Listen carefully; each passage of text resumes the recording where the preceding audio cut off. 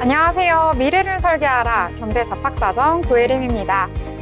어제는 우리에게 상처를 줬던 국내 증시, 오늘은 조금은 위로를 해주는 건가? 라는 생각이 드는 장이었는데요. 오늘 장에 대해서도 함께 이야기 나눠보도록 하겠습니다. 두 분의 아나운서와 함께합니다. 신예지, 장세현 아나운서 나오셨습니다. 어서 오세요. 안녕하세요. 네, 그럼 먼저 미증시부터 체크하고 넘어가도록 하겠습니다. 이 뉴욕 증시는 롤러코스터를 탄 듯이 정말 변동성이 큰 모습을 보여줬는데요. 자세한 분위기 살펴보도록 하겠습니다. 자, 예지 아나운서 전해주시죠. 네, 정말 바닥도 없이 끝없이 추락한 미국 3대 지수였습니다. 트럼프 행정부에 대한 반발심이 커지면서 트럼프 시위로까지 격화되고 있는데요. 자세한 소식 미증시 알아보면서 짚어보겠습니다. 이날 뉴욕 증시에서 다우존스 산업평균지수는 전 거래일보다 마이너스 0.91% 내린 37,965.6에, S&P 500 지수는 전 거래일보다 마이너스 0.23% 내린 5,062.25에 마감했습니다. 기술주 중심의 나스닥 지수는 장중 낙폭을 모두 회복하고 반등하는 데 성공했습니다. 나스닥 지수는 전거래일보다 0.1% 오른 15,603.26의 거래를 마쳤습니다. 미 동부시간 오전 10시 트럼프 대통령이 중국을 제외한 다른 모든 나라에 90일간 상호관세를 일시 중단하는 방안을 검토한다는 근거가 불분명한 보도가 나온 뒤에 일부 장중 상승하는 모습 보였습니다. 다음으로 히트맵 보시면요. M7 주가가 일부 반등했습니다. 미국 뉴욕 증시에서 엔비디아는 직전 거래일보다 3.53% 오른 97.64달러의 장을 마쳤고요.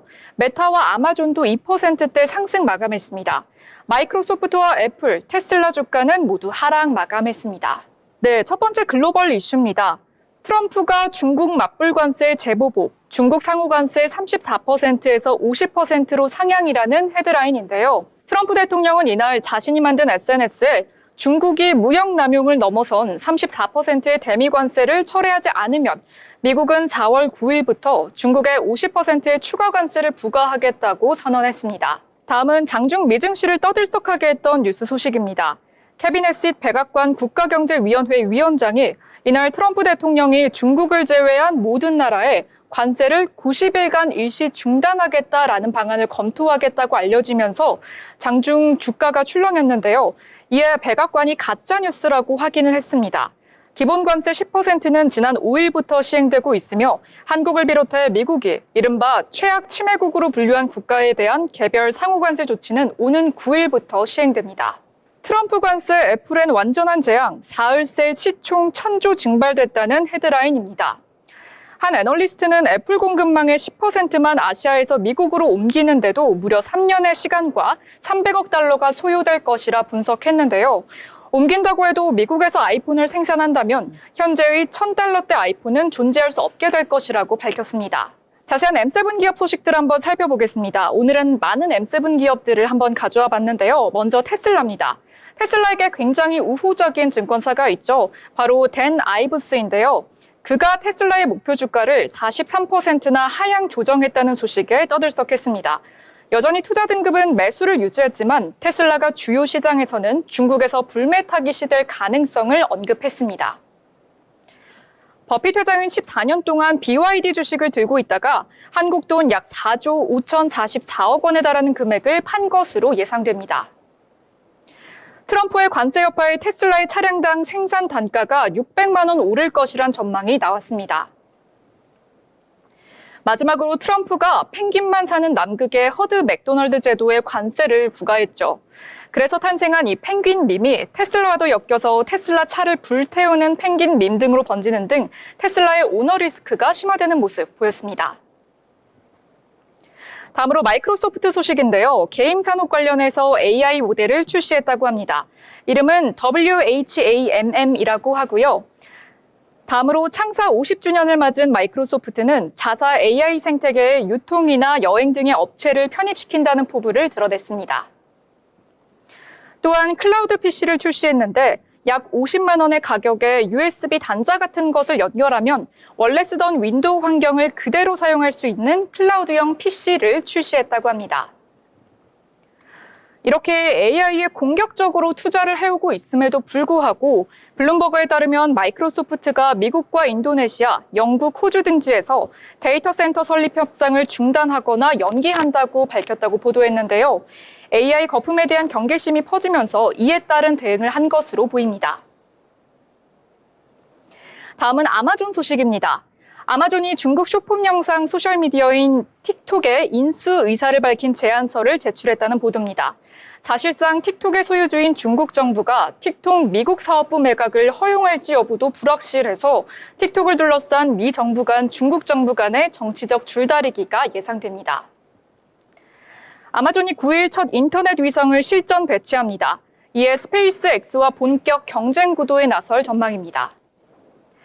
한국의 중소기업인 12랩스 기업이 아마존의 베드록에 입성하면서 디즈니나 NFL 영상 제작에 AI 검색 모델을 제공하게 되면서 호재 소식이 알려졌습니다. 한편 아마존은 새로운 AI 모델 노바액트를 공개했는데요. 웹사이트에서 스스로 쇼핑이나 식당 예약 문서 작성 등을 하는 AI 에이전트 모델이라고 합니다. GTC 2025에서 엔비디아의 CEO 젠슨 황이 하드웨어 로드맵이라는 걸 공개했습니다. 엔비디아는 이제 반도체 만드는 회사가 아니다라면서 다양한 로드맵을 제시한 건데요. 손바닥만한 크기의 AI PC도 실물로 공개하면서 이목을 끌었습니다. 엔비디아의 뒤를 이을 차세대 수혜주 세 종목을 일컫는 신조어가 나왔습니다. 바로 주니어 사무라이라는 건데요. 마벨 테크놀로지, 마이크론 테크놀로지, AMD를 일컫는다고 합니다. 인텔이 인공지능 가속기 가우디 3를 공식 출시했는데 이게 엔비디아 H100보다 성능이 더 좋을 것으로 전망되고 가격도 더 저렴하다고 점쳐지면서 엔비디아의 대항마로 자리 잡을 것인지 귀추가 주목됩니다. 하나비전이 ISC 웨스트 2025에 참가해서 엔비디아와의 협업을 보였는데요. 젠슨 플랫폼을 활용한 멀티 센서 카메라를 선보였습니다. 시장에서 좋은 반응을 얻고 있다는 후문입니다. 메타가 아이폰을 대항하기 위해서 스마트 안경 하이퍼노바를 출시했다는 소식입니다. 메타도 차세대 AI 라마4를 공개했습니다. 메타가 최근 공개한 인공지능 모델인 매버릭이 비난의 목소리를 받고 있습니다. 평가 사이트에서 2위에 올랐다고 밝혔지만 실제 성능이 그에 미치지 못한다는 평가입니다. 메타가 미국 위스콘신주에 약 10억 달러 규모의 데이터 센터를 건립 추진 중인 것으로 밝혀졌습니다. 다음 알파벳 소식에서도 역시나 오픈 AI가 광고 시장에 본격적으로 뛰어들게 되면 알파벳이 58.2%에 달하는 매출을 유지하기 어려울 수 있다는 경고가 나왔습니다. 현지 시간 2일 CNBC에 따르면 알파벳과 같은 성장주는 불확실성이 줄어들었을 때 반등의 촉매제가 될 수 있다고 보도했습니다. 구글 모회사 알파벳이 지난해 결렬된 사이버 보안 스타트업 위즈 인수를 위한 재협상을 벌이는 것으로 알려졌습니다. 이번 거래가 성사되면요, 구글의 역대 최대 규모 인수가 됩니다. 마지막 M7 기업 소식인데요, 바로 애플입니다. 애플이 관세를 피해 브라질 등으로 제조 공정을 확장하는 방안을 모색 중이란 전망입니다. 관세 여파에도 애플은 여전히 증권과 신뢰를 받고 있습니다. 애플이 최근 미국에 5천억 달러에 이르는 대규모 투자 계획을 제시한 만큼 협상에 물꼬를 틀어서 관세 면제 혜택을 받을 가능성을 20% 정도로 점쳤기 때문입니다. 애플 비전 프로의 첫 번째 애플 인텔리전스 기능이 도입됐습니다. 이미지 생성과 콘텐츠 검색에서 기능이 향상됐다고 하네요. 지금까지 뉴욕 증시 마감 시황과 자세한 글로벌 이슈였습니다. 네, 여러 가지 미증시의 기업들에 대해서도 소개해 주시고 전체적인 분위기까지 설명을 해 주셨는데요. 이 투자자들 같은 경우에는 지난밤 이 미국 증시에서 정말 극심한 변동성을 느끼셨을 것 같습니다. 이 관세 정책에 일단 집중을 했고요. 이 와중에 많이 주가가 떨어지다 보니까 이 저점 매수를 노리는 투자자들이 몰리면서 증시는 계속해서 오르락 내리락 반복을 했던 것 같습니다. 지금 같은 상황에서 어떻게 투자 전략 짜셔야 할지 많이 혼란스러우실 것 같은데요. 저희 방송과 함께 하시면서 미래를 위한 전략 함께 세워나가시길 바라겠습니다.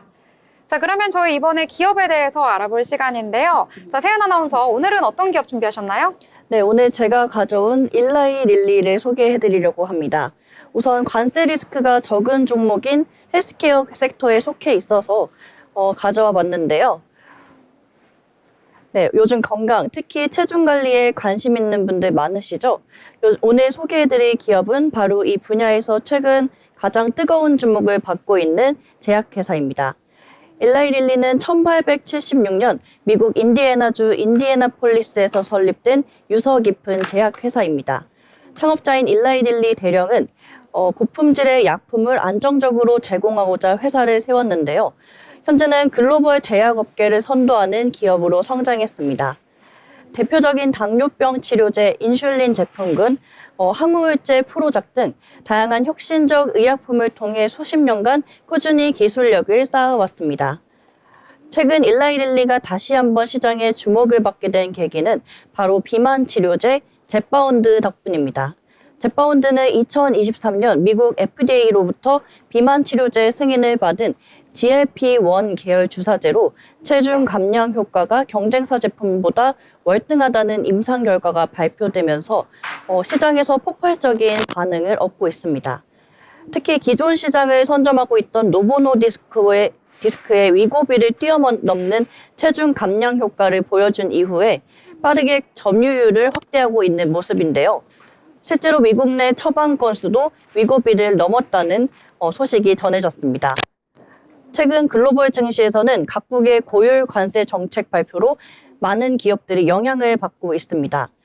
일라이 릴리는 이 가운데서도 상대적으로 관세 리스크가 적은 헬스케어 섹터에 속해 있습니다. 미국 정부가 발표한 고율 관세 리스크에서도 의약품은 제외되었기 때문에 일라이 릴리는 글로벌 무역 갈등 상황 속에서도 안정적인 사업 전개가 가능한 구조입니다.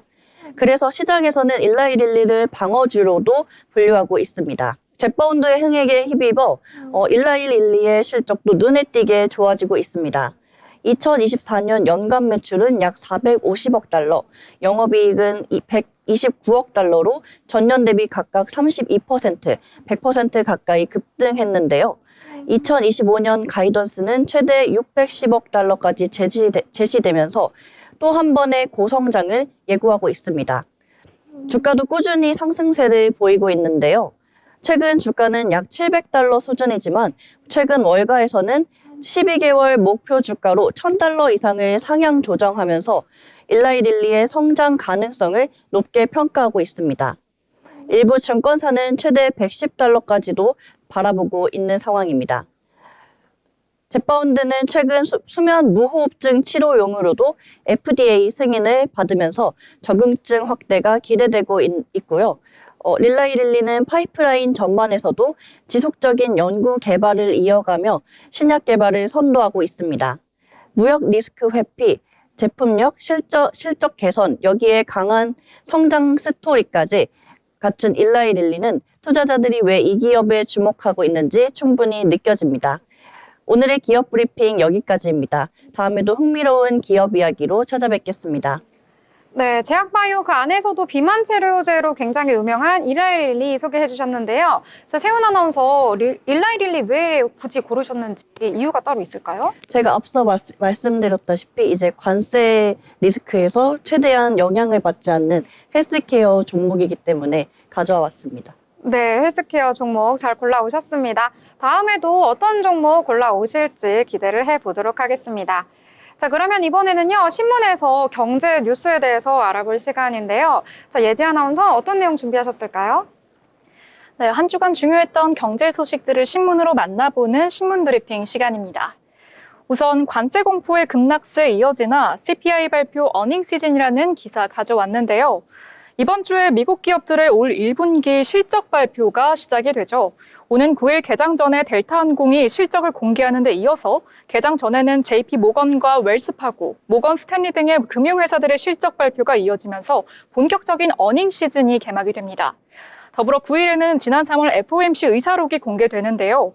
물론 상호관세가 발표되기 전에 연준 위원들의 FOMC 발언 내용이긴 하지만요. 트럼프 행정부의 관세 정책에 대한 연준 위원들의 생각도 깊게 알아볼 수 있을 것 같습니다. 오는 11일에 나오는 4월 미시간대 소비자 심리지수 예비치도 주목됩니다. 소비자 심리지수는 최근 구성 요소 중에서 기대 인플레이션이 급증하면서 전반적으로 약화되는 모습을 보이면서 스태그플레이션 우려를 촉발시켰는데요. 이렇게 한 주 사이에 정말 다양한 일정들이 발표되는 만큼 뉴스 챙겨보시면 좋을 것 같습니다. 다음으로는 미국 시위와 관련된 내용입니다. 반트럼프 시위에 대한 소식인데요. 미 증시 3대 지수가 정말 바닥도 없이 곤두박질 치면서 미국 시민들도 많은 타격을 받았습니다. 핸즈 오프 손 떼라라는 구호를 시작으로 50개 주 1,200개소에서 트럼프 반대 시위를 벌이고 있습니다. 비단 증시 하락 때문만이 아니라 트럼프가 지금까지 해온 일들이 연방 공무원 감원이라든지 낙태 금지, 그리고 성소수자 보호를 없애는 등의 정책을 계속 밀어붙이면서 이런 정책에 반대했던 유권자들 같은 경우에 굉장히 스트레스가 쌓였을 것으로 보이는데요. 시애틀 시내에서 굉장히 유명한 곳 중에 하나인 스페이스 니들 첨탑 아래에서도 시위가 재개됐다고 합니다. 이곳은 지금까지 230만 명이 관람을 했고 하루에만 거의 2만 명이 방문하는 곳이기 때문에 미국 시민뿐만 아니라 전 세계를 방문하는 미국 관광지 여러분들께서도 미국의 여론을 느낄 수 있을 것으로 전망이 됩니다. 또한 트럼프의 골프장에 있는 플로리다주 판비치 가든슨에서 열린 항의 집회에서도 정말 수백 명이 참석을 해서 골프장 도로에 도열한 채 지나가는 차들에게 트럼프에게 반대하는 경적을 울려달라고 부탁하기도 했다고 합니다. 이렇게 취임 후 단기간에 엄청난 시위 세력이 폭발한 것도 놀라운 일이라고 평가받고 있는데요. 다음 소식은 안전자산이었던 금값마저 등을 돌렸다는 소식입니다. 이러한 금값의 하락세는 지난 코로나 팬데믹 시기에 일명 러쉬 투 캐시라고 하죠. 안전자산인 금까지 팔면서 그때도 현금을 확보하려고 많은 노력을 했습니다. 이러한 현상이 되풀이되지는 않을까 하는 우려가 커지고 있는데요. 산업재해의 속성이 있는 금속의 하락세는 더 컸습니다. 은과 구리가 적지 않은 폭으로 하락했는데요. 그동안 은과 구리는 중국의 경기 회복 기대감에 상승을 보였던 종목 중에 하나입니다. 그런데 각국의 경제 성장률 하락세 전망에 낙폭을 키우는 모습 보였습니다. 비트코인 역시 상승분을 모두 반납하면서 하락하는 모습 보였습니다. 유럽 증시가 16개월 만에 최저치를 찍었습니다. 역시나 코로나19 팬데믹 초기 이후에 가장 큰 낙폭을 기록했는데요. 가장 큰 타격을 받은 곳은 바로 무역 의존도가 높은 독일 시장이었습니다. 지난 3월 사상 최고치 대비해서 20% 이상 하락하면서 베어마켓, 즉 약세장에 진입했다라는 평가가 지배적입니다. 독일에서는 약세장을 베어마켓이라고 표현을 하는데 전례 없는 위기라고 평가되고 있습니다. 정말 경제면 소식이 안 좋은데요. 죽음의 차트라고 불리는 미국 증시가 계속 이어질지 주목이 쏠리고 있습니다. S&P 500은 2차 세계대전 이후 네 번째 폭락을 겪었다는 헤드라인인데요. 트럼프 대통령이 지난 6일 때때로 무언가를 고치기 위해 약을 먹어야 한다고 SNS에 쓴 것처럼 관세와 관련해 강행 의지를 재확인하면서 시장이 공포에 휩싸였다고 볼 수 있겠습니다. 이날 시장의 충격은 고스란히 아시아와 유럽 증시로 옮겨 붙으면서요, 일제히 폭락장을 연출했습니다. 더 큰 문제는 이게 단기적인 현상이 아니라 금융 시스템 전반이 크게 훼손될 것이란 비관론이 커지고 있다는 점입니다. 공휴일로 증시가 열리지 않은 베트남이나 태국 같은 국가들만 겨우 살아남았고요. 오늘 정규장에서 충격파를 피하기 어려웠을 것으로 전망됩니다. 정말 안 좋은 소식들의 세계 경제가 좋지 않은 흐름으로 가고 있는데요. 지금까지 뉴스 브리핑 시간이었습니다. 네, 신문회에서 저희 경제면 함께 알아봤습니다. 이 경제면 중에서도 글로벌 뉴스가 주를 차지하고 있을 만큼 특히 미증시의 분위기가 너무나도 좋지 않은데요. 정말 신문을 보고 있자면 연일 한숨만 나오고 있는 최근의 흐름인 것 같습니다. 이 다우지수 같은 경우에는 지난밤에 이 하루 기준으로 봤을 때요, 이 등락폭이 아주 컸다라고 볼 수가 있겠고요. S&P 500 지수 같은 경우에는 개장 초부터 저점을 낮추기 시작하면서 이 장중 한때는 약세장 구간에 진입을 했다라고 보실 수가 있겠습니다. 이 월가에서는 통상 이 직전 고점 대비 낙폭이 20%를 넘어선 경우에 이 기술적 약세장에 진입했다라고 보는데요. 그만큼 상황이 좋지 않다라고 보실 수가 있겠습니다. 우리 증시 같은 경우에는 미증시에 커플링되는 모습을 자주 연출하는 만큼 이 미증시의 분위기 면밀하게 살펴보셔야 할 것 같습니다. 더불어 본 방송에서 제공하는 정보는 투자 판단을 위한 조언일 뿐 해당 종목의 가치, 상승과 하락에 대해서는 보장하지 않습니다.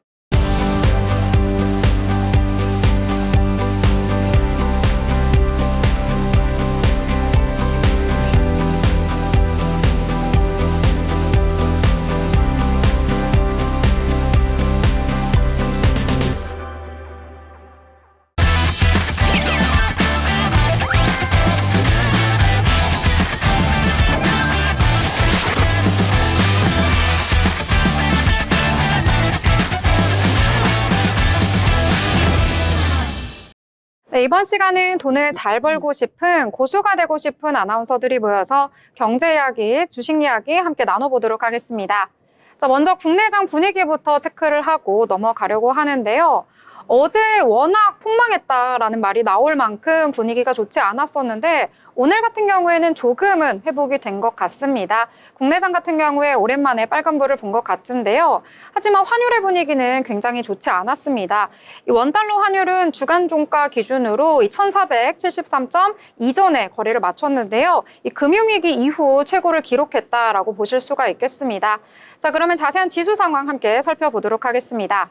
먼저 코스피 같은 경우에는 장 초반에 고점 라인에서 시작을 했는데요. 이후에 이 상승분 거의 다 반납을 하면서 마감을 했습니다. 전일 대비 0.26% 상승하면서 강보합선에서 마감했는데요. 2334선에서 거래를 마쳤습니다.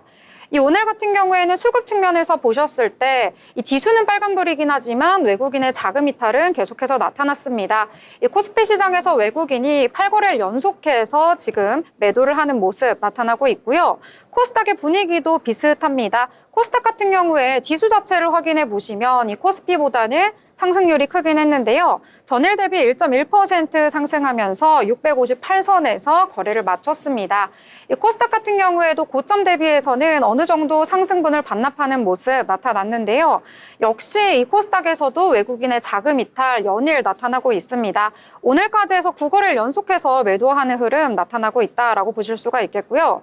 시가총액 상단에 위치한 종목들도 확인을 해보시면은요. 코스피에서는 일단 혼조세가 나타났다라고 보실 수가 있겠습니다. 그나마 지수를 받쳐준 건 오늘 같은 경우에는 반도체다라고 볼 수가 있겠는데요. 일단 삼성전자 같은 경우에는 오늘 개장 전에 잠정 실적을 발표를 했습니다. 시장의 예상치를 웃도는 결과 발표하긴 했는데요. 5거래일 만에 반등에 성공하긴 했지만 이 장 초반의 상승세 이어가지 못하고 오늘 0.56% 상승하면서 53,500원에 종가 형성했다라고 보실 수가 있겠고요. 하나 에어로스페이스 같은 경우에는 오늘 급등을 했습니다. 이 주주 배정 유상증자 규모를 기존의 3조 6천억 원에서 2조 3천억 원으로 축소한다라는 소식을 전하기도 했는데요. 자세한 소식은 잠시 후에 저희가 알아보도록 하겠습니다. 그리고 코스닥 같은 경우에는요, 오늘 아무래도 제약바이오의 힘이 세지 않았나라고 볼 수가 있겠습니다. 알테오젠이 오늘 7%대 급등을 하면서 코스닥 시장 이끌어줬다라고 보실 수가 있겠고요. 이 밖에도 개별 호재를 가지고 있는 종목 중심으로 상승하는 모습이 연출이 됐다라고 정리를 해보도록 하겠습니다. 자, 오늘 장 같은 경우에는요, 어제 너무 분위기가 안 좋아서 그런 건지 선물을 받은 것 같은 느낌이긴 한데 그렇게 지수 자체가 크게 오른 거라고 보기는 힘들고 올랐던 종목과 섹터도 굉장히 적기 때문에요. 선별적인 체크가 필요할 것 같습니다. 자, 그러면 자세한 내용 함께 알아볼 텐데요. 자, 예지 아나운서 어떤 내용부터 전해주실까요? 네, 오늘의 특징주 바로 하나에어로스페이스인데요. 하나에어로가 주주 배정 유증 축소에 강세라는 헤드라인이 연일 쏟아졌습니다. 하나에어로스페이스가 주주 배정 유상증자 규모를 3조 6천억 원에서 2조 3천억 원으로 축소한다고 밝히자 8일 장초반 주가가 7%대 강세를 보이면서 시작했습니다. 지난달 예고했던 주주 배정 유상증자 규모를 1조 3천억 원 줄인 영향으로 풀이가 되는데요. 하나에어로스페이스는 줄어든 1조 3천억 원은 하나에너지, 하나임팩트 파트너스, 하나에너지 싱가폴 등 3개사가 참여하는 제3자 배정 유상증자를 통해 확보하겠다는 계획을 밝혔습니다. 이 방식이 확정되면 김승현 하나그룹 회장의 세 아들이 대주주인 하나에너지가 하나에어로스페이스의 1조 3천억 원 규모의 제3자 배정 유상증자에 할인 없이 참여하게 되는데요. 하나에어로스페이스 측은 이에 대해 하나에너지 대주주가 희생하고 하나에어로스페이스의 기존 소액주주는 이득을 보게 되는 구조라고 설명했습니다. 오늘 하나에어로스페이스 상황 보시면요. 시가는 2% 상승하며 시작을 했고요. 장중에 8.46%까지 찍었다가 종가는 7.53%로 상승 마감하는 모습 보여줬습니다. 큰 폭으로 상승하는 모습 보여줬는데요. 네, 이렇게 하나에어로스페이스 함께 알아봤습니다. 자, 일단 유증 같은 경우에는 그동안 투자를 하기에 조금은 걱정이 됐던 부분인데 이 규모를 축소한다라는 소식도 전해졌고요. 격포제로 또 하나의 소식도 전해졌습니다. 이 폴란드의 4천억 원 규모의 이 부품 수출을 계약을 했다라는 소식까지 전해지면서 오늘 주가가 급등한 것 같은데요. 앞으로의 주가 추이도 면밀하게 살펴보면서 전달을 해드리도록 하겠습니다. 자, 또 저는요, 오늘 장에서 이번에 히토류에 관련해서 이야기를 해보려고 합니다. 히토류 같은 경우에는 저희가 방송에서도 일전에 전해드렸었는데요. 이 미국과 중국의 갈등이 격화될 때마다 테마성이 짙은 섹터로 떠오른다라고 말씀을 드렸었는데 오늘 장에서도 또 한 번 강세를 보인 것으로 나타났습니다. 자, 일단 트럼프 대통령 상호 관세를 발표를 했는데요. 이에 대해서 중국도 맞불 대응을 내놨습니다. 이 트럼프 대통령의 상호 관세 방침에 대한 보복 조치로 이 10일부터 미국산 제품에 34%의 관세를 부과하겠다라고 언급을 한 건데요. 자, 이에 대해서 트럼프 대통령 다시 한번 격노하는 멘트를 SNS에 적기도 했습니다. 이 중국이 오는 8일까지 이 미국에 대해서 보복 관세 34%를 부과하기로 한 것을 철회하지 않는다면 미국은 다시 한번 이 중국에 50%의 추가 관세를 부과하고 이것을 9일에 즉시 발효하겠다라고 경고성 멘트를 날린 건데요. 또 트럼프 대통령은 이 중국을 제외한 모든 국가와는 협상에 즉시 착수를 하겠다라고 하면서 더욱더 위협적인 멘트를 내놨습니다. 이 세계 각국이 잇따라 관세 관련 협상을 요청하고 있다. 그렇기 때문에 중국 너네도 우리와 협상을 해야 한다라는 언급을 한 것이라고 풀이가 되고 있습니다. 이 관세 같은 경우에는요, 관세 유예는 전혀 고려를 하지 않는 부분이다라고 하면서 하지만 협상을 할 경우에는 언제든지 원한다면 할 수 있다라고 열린 부분 어느 정도의 공간을 제시했다라고 볼 수가 있겠습니다. 자, 이와 관련해서 중국도 또 한 번 대답을 내놓기는 했는데요. 일단 트럼프의 50% 추가 관세 예고에 대해서는 절대 수용을 할 수 없는 조치다라고 반발하기도 했습니다. 자, 이렇게 미국과 중국이 연일 이 멘트를 쏟아내고 있고요. 갈등은 점점점 격화가 되고 있는데요. 자, 이에 따라서 국내 증시에서는 히토류 관련주들이 급등하는 모습 나타났습니다. 자, 일단 대표적으로 노바텍 같은 경우에 25% 강세를 보이면서 마감했고요. 유니온은 10%대 강세, 동국 RNS, 티플렉스, LS, 에코에너지까지 오늘 장에서 일제히 상승하면서 마감을 했다라고 정리를 해보도록 하겠습니다. 자, 이렇게 글로벌 증시 연일 좋지 않은 분위기 연출이 되고 있는데요. 자, 그러면 국내 증시에서는 또 어떤 내용이 부각이 됐는지 함께 알아보도록 하겠습니다. 자, 예지 아나운서 또 어떤 내용 준비하셨나요? 네, 다음으로 엔터테인먼트 주를 특징주로 들고 왔는데요. 바로 SAMG 엔터테인먼트 소식입니다. 현대차와 티니핑 활용 콘텐츠 제작에 상승한다는 뉴스가 많이 나왔는데요. 현대차는 콜라보를 하게 됐습니다. 바로 인기 애니메이션 캐치 티니핑을 활용해서 현대차와 대규모 뉴스 마케팅에 나섰다는 소식이 투심을 자극했습니다. 양사는 티니핑 캐릭터들과 현대차 전용 차량 캐릭터가 등장하는 10분가량의 스핀오프 필름을 제작하는데요. 티니핑이 애니메이션 세계관 내에서 기업들과 어떤 콜라보를 한 거는 이번이 처음이라고 합니다. 그래서 더 뜨거운 주목을 받고 있는데요. 이와 함께 가정의 달을 맞아 5월 1일부터 한 달간 현대 모터 스튜디오 고양에서 열리는 뉴스 어드벤처 2025에서도 협업 콘텐츠를 만나보실 수 있습니다.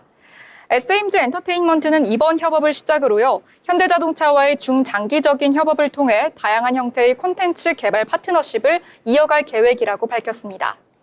오늘 SAMG 엔터테인먼트 장 마감 상황 보시면요.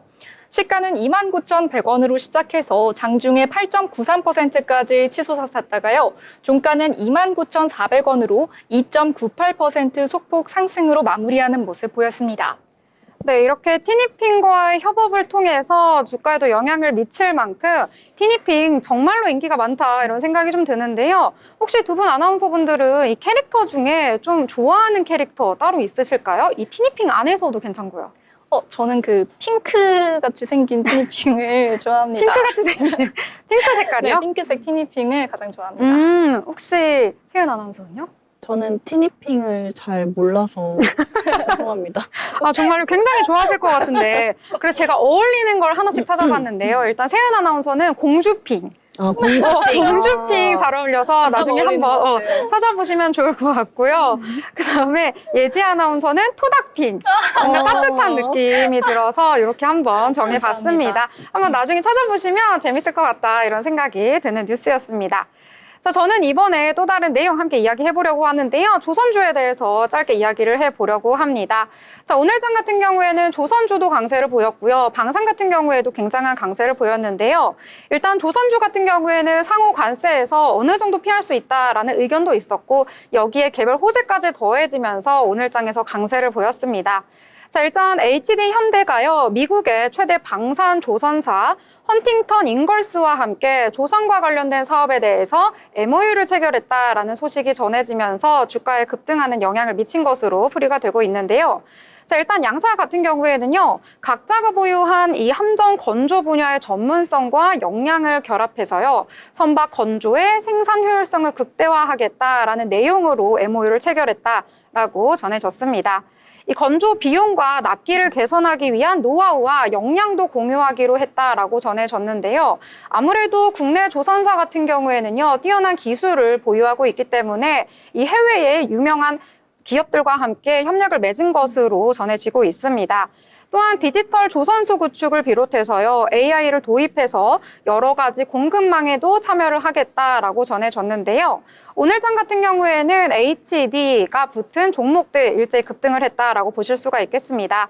HD 현대중공업은 6%대, HD 현대미포도 역시 6%대, 하나엔진은 8%대 강세 보였고요. 하나오션도 8% 강세 보이면서 조선주 같은 경우에는 길게 봤을 때 계속해서 상향하는 흐름 가지고 간다라고 보시면 될 것 같습니다. 자, 이번에 마지막 소식 한번 전해드리려고 하는데요. 아무래도 오늘장에서 삼성전자 이야기 다시 한번 해야 할 것 같습니다. 이 부분에 대해서 전해주시죠. 네, 오늘 삼성전자가 1분기 실적을 조금 회복했다는 소식에 장이 급등하는 모습 보여줬습니다. 우선 삼성전자가 1분기 매출액을 전년 동기보다 9.8% 증가한 79조 원, 영업이익은 0.15% 감소한 6조 6천억 원을 기록했다고 공시했습니다. 공시 발표도 비교적 빨리 하면서 자신감 있게 호실적을 발표했다고 볼 수 있겠는데요. 삼성전자의 1분기 실적 컨센서스는 매출 77조 928억 원, 영업이익 5조 1,428억 원으로 시장의 예상치를 받고 있었습니다. 역대 갤럭시 시리즈 중 최단 기간인 21일 만에 국내 100만 대 판매 기록을 달성한 갤럭시 S25 모델의 판매 호조와 D램 출하량 선방 등으로 시장 기대를 크게 뛰어넘는 덕에 호실적이 장중에 보였습니다. 하지만 증권가에서는 스마트폰을 담당하는 곳에서 자저원 안팎의 영업이익을 기록하면서 실적을 견인했을 것으로 보고 있습니다. 중국의 이구환신 정책이 있었죠. 바로 낡은 제품을 새 걸로 교체할 시에 지원을 한다라는 정책이 있었는데요.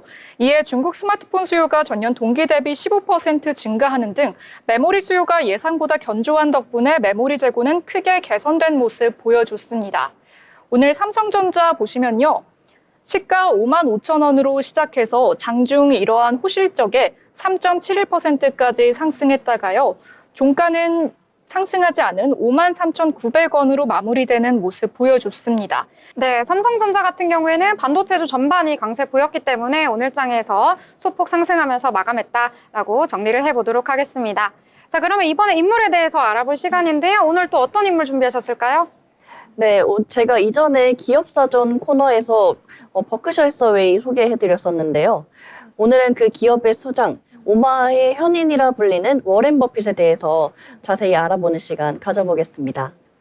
먼저 최근 이야기부터 짚고 넘어가야 될 것 같은데요. 트럼프 전 대통령의 집권 이후에 미국 증시는 한때 급등했지만 최근 관세 전쟁 여파로 큰 폭으로 하락했습니다. 전 세계 부호들이 일제히 손실을 본 가운데 자산이 유일하게 증가한 인물이 바로 워렌 버핏입니다. 블룸버그에 따르면 머스크, 베조스, 젠슨 황 등 내노라하는 부호들이 수십조 원의 손실을 본 반면에 버핏의 자산은 무려 127억 달러, 하나로 약 17조 원 이상 증가했습니다. 경기 침체를 예측하고 애플 비중을 줄이면서 보유 현금을 늘린 그의 판단이 적중한 것이었죠. 역시 현인이라는 수식어가 괜히 있는 것은 아닌 것 같습니다. 워렌 버핏은 1930년 미국 네브래스카주의 오마하에서 태어났습니다. 어릴 적부터 숫자에 강했고 11살 때 이미 첫 주식을 사들였다고 하니까 그야말로 타고난 투자자였습니다. 어린 시절 그는 껌과 콜라를 팔면서 장사 수완을 키웠고요. 17살은 이미 당시 돈으로 5,000달러, 현재 가치로는 6천만 원 이상의 자산을 축적했습니다. 워렌 버핏의 이름은 지금처럼 유명하게 만든 것은 바로 버크셔 해서웨이의 인수였습니다. 원래는 섬유회사였지만 버핏은 이 회사를 투자 지주회사로 탈바꿈시키면서 수많은 기업들을 인수하며 자산을 불려나갔습니다. 그의 투자 철학은 명확한데요. 남들이 욕심낼 때 두려워하고 남들이 두려워할 때 욕심내라. 이 철학은 시장이 패닉에 빠질 때도 흔들림 없는 투자 판단의 근거가 되어주었습니다. 그의 투자 목록 중 가장 유명한 기업은 단연 코카콜라입니다.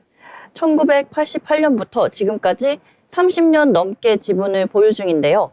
이 투자 하나만으로도 수십 배 이상의 수익을 낸다고 하고 있습니다. 네, 위기 속에서도 흔들림 없는 투자로 또 한 번의 세계인의 주목을 받은 워렌 버핏, 가치 투자의 상징, 그리고 지금도 매년 주주총회에서 유쾌한 입담을 과시하는 살아있는 투자 전설입니다. 오늘의 인물 브리핑 여기까지입니다. 다음에도 흥미로운 인물 이야기로 찾아뵙겠습니다. 네, 이렇게 워렌 버핏의 이야기까지 함께 알아봤습니다. 자, 인물에 대해서 알아봤고요. 저희 이번에는 리포트에 대해서 알아볼 시간입니다. 리포트 같은 경우에는 매번 또 들으면서 공부하는 느낌이 나죠? 자, 오늘은 또 어떤 리포트 준비를 하셨을까요? 네, 증권사의 투자 리포트를 함께 요점만 쏙쏙 알아보는 투자 리포트 시간입니다. 오늘 제가 가져온 투자 리포트는 항공운송업에 관한 리포트입니다. 긍정적인 전망을 제시하면서 나비 효과 셋이라는 리포트를 제목으로 써주셨는데요. 하나투자증권의 박수영 애널리스트의 리포트입니다. 우선 항공업 같은 경우에 가장 최근에 봤던 뉴스가 항공기 사고와 관련된 뉴스일 것 같은데요. 이 소식들 때문에 정말 한동안 여행 가기도 꺼려졌고 국민들이 큰 충격에 빠져서 정말 마음 깊이 크게 다가온 참사가 아니었나 싶습니다. 이 때문에 항공업계 관련해서는 좀 덮어두고 부정적으로 생각하셨던 분들도 있으실 것 같은데요. 자세한 종목을 보면 대형기 기종으로 조금 호재가 있다라고 설명드리고 싶습니다. 그러한 것들을 잘 확인했을 때 나비 효과가 될 수 있는 기업으로 바로 대한항공을 꼽아주셨습니다. 항공사에는 MRO라는 개념이 있습니다. 바로 Maintenance, Repair, Operation이라는 세 가지 키워드의 약어인데요. 아무래도 소비자들의 선호항공사가 LCC보다는 FSC로 많이 이동이 됐죠. 정부 또한 안전 관련 규정에 대해서 주목하고 있는데 하루아침에 이러한 정비 관련 인력을 쉽게 충분할 수 있는 게 아닙니다. 그래서 항공 해외 장비를 이용하는 그런 트렌드, 즉 자기 회사에서 정비를 다 맞출 수 없는 회사들이 다른 외주 업체를 이용하는 그러한 양상이 심화될 걸로 보이는데 대한항공은 이와 관련해서 선제적인 투자를 했기 때문에 조금 더 안정적으로 보고 있습니다. 예를 들어 사고 이후에 제주항공은 항공기 평균 가동 시간을 12.8시간으로 약 9% 줄였고요. 정비 인력 확충 방침도 발표했습니다.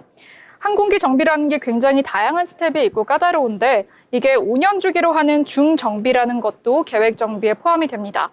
이건 15일 이상 소요가 된다고 하는데 매뉴얼대로 기체를 점검하는 겁니다. 여기에는 고도의 정비 기술이 사실 필요한 건 아니거든요. 그래서 국내 LCC 기체의 대부분이 인건비가 저렴한 인도네시아나 필리핀, 동남아 등으로 보내서 이러한 중정비가 이루어지고 있다고 합니다. 자체적으로 항공기 정비가 가능한 곳은 대한항공이 유일하고요.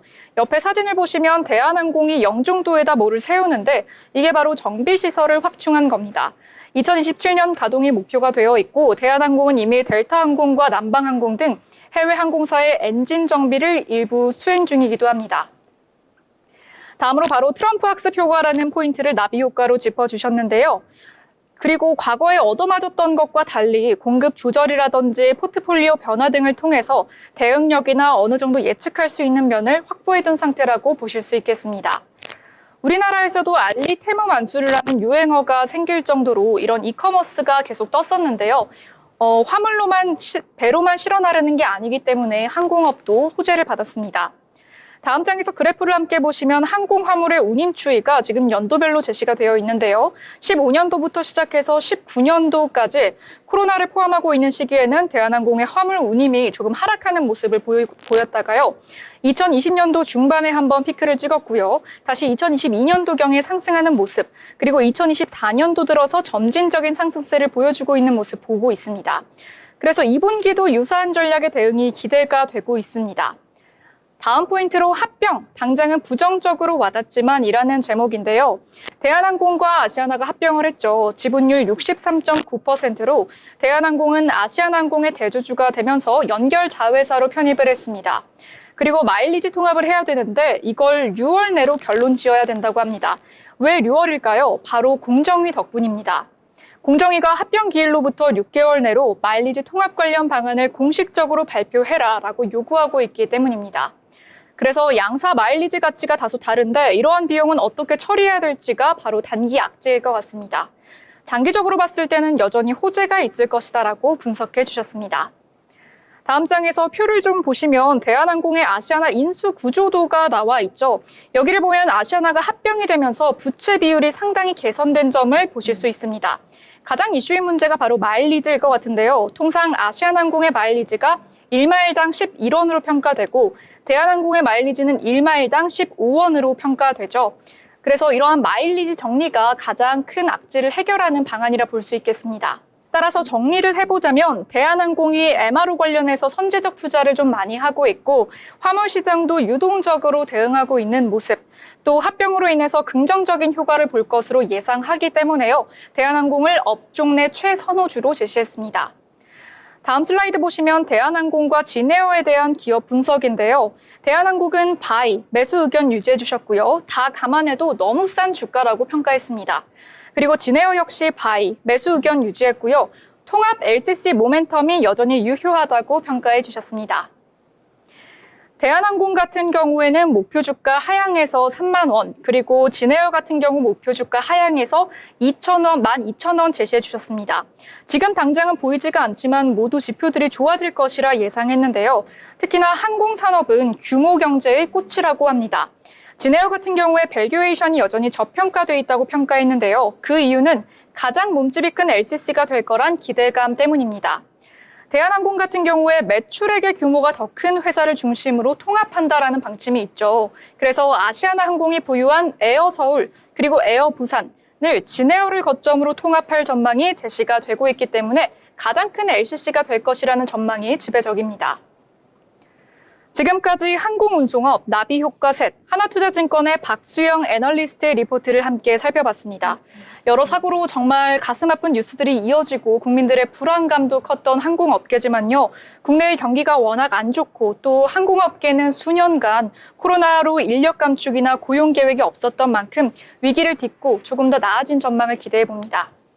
네, 이렇게 항공 운송과 관련해서 리포트 잘 정리를 해주셨습니다.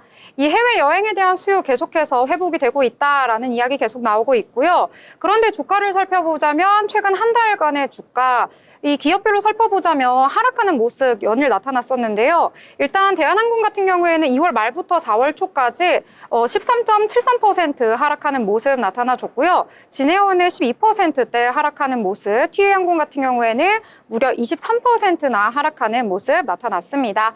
일단 국내외적으로 불확실성이 짙게 드리워져 있고요. 또 환율 같은 경우에도 고환율의 상황이 지속되기 때문에 이 항공과 운송 관련해서 부담으로 작용하고 있는 것 같은데요. 방금 소개해 주신 리포트를 듣다 보니까 또 장기적인 관점에서 봤을 때는 지금이 저점에서 매수를 할 수 있는 것이 아닌가 하는 생각이 들었습니다.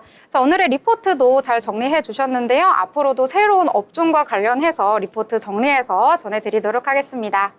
더불어 본 방송에서 제공하는 정보는 투자 판단을 위한 조언일 뿐 해당 종목의 가치, 상승과 하락에 대해서는 보장하지 않습니다.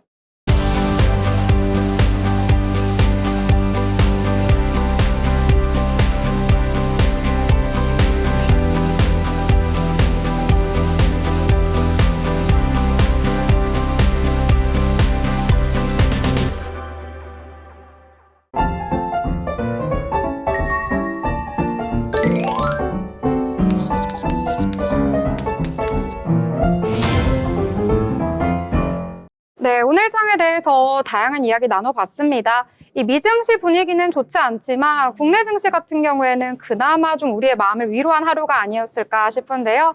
여러 가지 이야기 나눠봤으니까 이번에는 짧게 정리를 해보도록 하겠습니다.